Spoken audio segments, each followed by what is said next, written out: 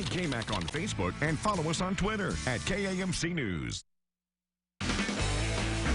This is KMAC Red Raider Nation's Countdown to Kickoff, sponsored by Covenant Medical Group Orthopedics and Sports Medicine. I feel like I'm the most versatile. I feel like what receivers play running back. You know what I'm saying? So what receivers besides CD really return the ball like I did? And what receiver went through adversity like I did? Yeah, that's TCU wide receiver Jalen Reagor, not lacking confidence, that's for sure, at Big 12 Media Days. Of course, we talked about the run game for the Horned Frogs a little bit earlier. Yeah, but when Max Duggan does drop back and throw the ball, there's a good chance his first read is probably to number one. Reagor's the guy on the outside for TCU. 462 receiving yards, 4 touchdowns this season. Actually a down year somehow for him, at least this early on. Over 1,000 yards last season, 21 career touchdowns. He's only a junior. Sometimes gets lost in the Big 12 shuffle behind guys like Tylan Wallace and CeeDee Lamb, but still quite the dangerous option through the air. Very athletic at wide receiver, big wide receivers. Obviously, Reagor has the speed that you have to be aware of. Said it's about likeness in this world, in this day and age. So it's whoever they like, that's who they're gonna promote. And I don't find motivation in none of that. Like that's just I'm gonna work hard and I'm gonna do my job to the best of my ability, week in and week out. And we talked about some injuries a little bit earlier. This week, Matt Wells with a laundry list of people that were day-to-day. Des Smith was one of those guys. He was working out in uniform, so it looks like he might be a go. We talked about Sir Roderick Thompson as well. We actually visited with our friends, Dr. Stephen Flores from Covenant Medical Group earlier this week to take a closer look at Thompson's injury. And time once again for our Covenant pregame report, talking injuries. Red Raiders already lost Armand Shine for the rest of the regular season, one of their running backs. Not some good news at West Virginia. The win was good, but you lose your leading rusher, Sir Roderick Thompson, in the second quarter with what appeared to be an ankle injury of some sort.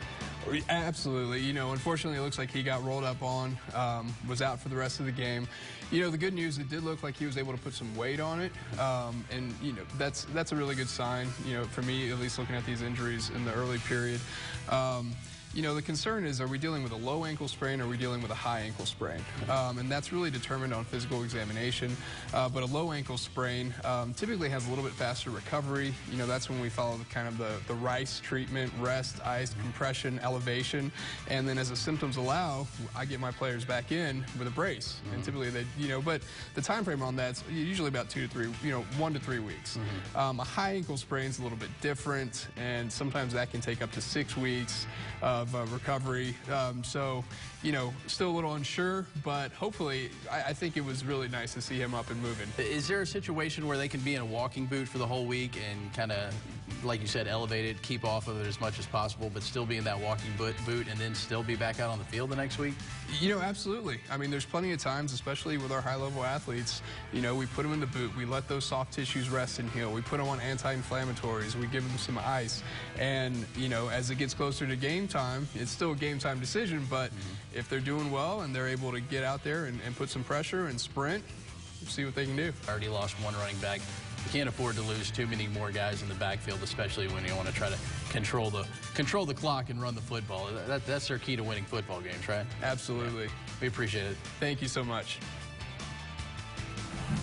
Again, Sir Roderick dressed out for this contest, so looks like he's going to give it a go. One person not dressed out, TJ Vasher, which obviously is going to be difficult for the Red Raiders. That'd be 2 straight games. I guess I'll start here. If Vasher isn't going, which looks like is the case, I think you got to rely on Eric Izakama to do what he did last week. He had 5 catches for 70 yards. He's been involved more in the offense the last few weeks, but if they can throw the football down the field and they can find him, I'm sure that will certainly help alleviate the loss of Vasher for a second game. And another guy who you should look out for is Dalton Rigdon. He's been the second leading receiver in terms of catches, in terms of yards.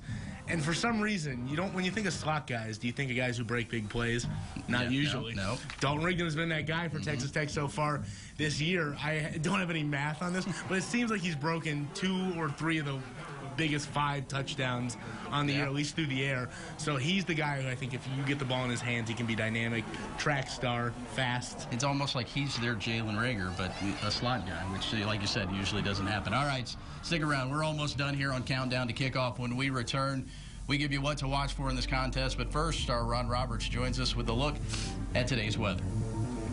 Hey, a big day today for football, and, you know, if the Red Raiders win the game, they might get a little closer to maybe going to a bowl game. Weather-wise, it's going to cooperate pretty nicely, although I will tell you that if you get there early enough to tailgate in the lower 40s, that's pretty chilly. It is for me anyway. But by the time we get to kickoff, mid-50s, not bad.